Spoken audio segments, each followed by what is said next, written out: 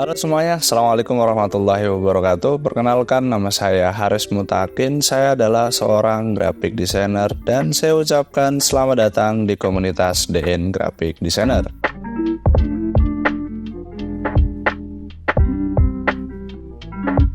Oke teman-teman semuanya, di video yang pertama ini kita akan membahas alasan kenapa kita harus bisa desain grafis. Sebelum kita membahas lebih jauh atau sebelum kita belajar desain grafis secara mendalam, ada baiknya kita tahu terlebih dahulu ketika kita melakukan sesuatu selalu ada hal yang mendasari kita melakukan hal tersebut ya. Ketika kita pengen lari pagi supaya kita tetap sehat, kan kayak gitu kan. Atau ketika kita pengen bisa matematika, supaya apa? Supaya kita bisa masuk ke universitas impian kita, dan seterusnya. Selalu ada alasan ketika kita melakukan sesuatu.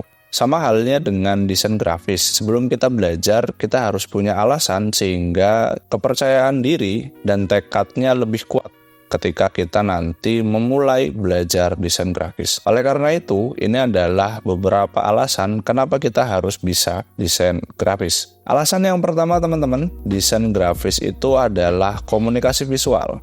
Ketika kita belajar desain grafis, kita ngomongin tentang komunikasi secara visual. Contohnya misalkan ketika kita lihat rambu-rambu lalu lintas yang ada di jalan raya. Ada belok kanan, ada belok kiri, ada dilarang parkir, ada dilarang berhenti, dan seterusnya.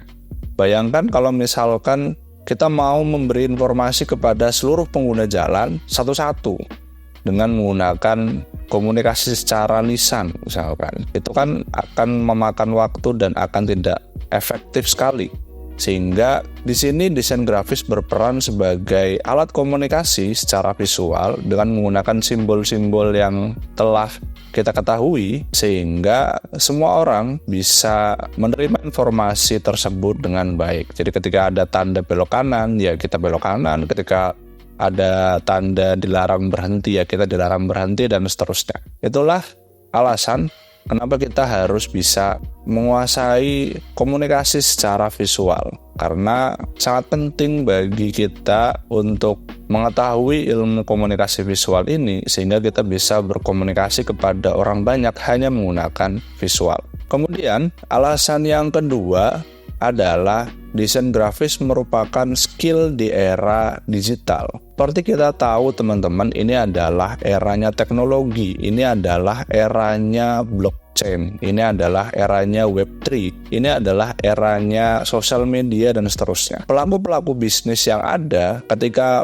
mereka ingin memenangkan pasar, mereka harus mulai berpindah atau mulai ekspansi atau mulai berinovasi dengan menggunakan desain-desain yang bisa menarik perhatian para pelanggan atau para customer atau para konsumen, sehingga skill desain grafis di era digital seperti ini sangat diperlukan karena setiap dari perusahaan-perusahaan itu, setiap pelaku-pelaku bisnis yang ada saat ini, mereka akan bersaing berbondong-bondong masuk ke media sosial dan lain sebagainya untuk memenangkan pasar sehingga bisa mendatangkan keuntungan untuk mereka.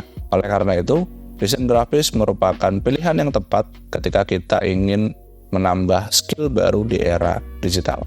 Alasan yang ketiga atau alasan yang terakhir itu adalah pilihan karir ketika sudah terjun ke dunia desain grafis. Ada banyak sekali pilihan karir ketika tadi kita sudah melihat kesempatan yang ada di era digital seperti sekarang ini. Kebutuhan tentang grafis, desain, dan lain sebagainya itu sangat tinggi, dan nanti ketika kita sudah terjun ke dunia desain grafis, kita akan disajikan berbagai macam pilihan yang sangat beragam, mulai dari kita bisa menjadi seorang desain branding atau brand designer, atau nanti kita kepengen menjadi seorang yang mendesain sebuah aplikasi atau tampilan aplikasi ya, user interface, kita bisa menjadi UI UX designer, dan seterusnya. Akan banyak sekali pilihan karir ketika nanti kita sudah belajar desain grafis atau ketika nanti kita sudah terjun ke dunia desain grafis.